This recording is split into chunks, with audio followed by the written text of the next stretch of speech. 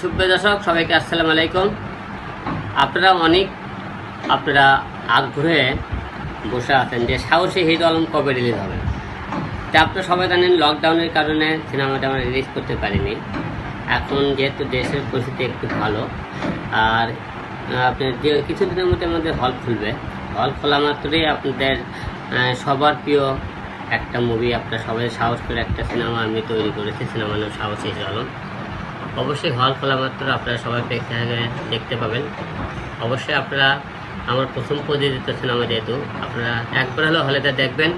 আপনাদের ভালো লাগা ভালোবাসায় সামনে যেন আরও মুভি বানাতে পারি আপনাদের ভালোবাসা নিয়ে।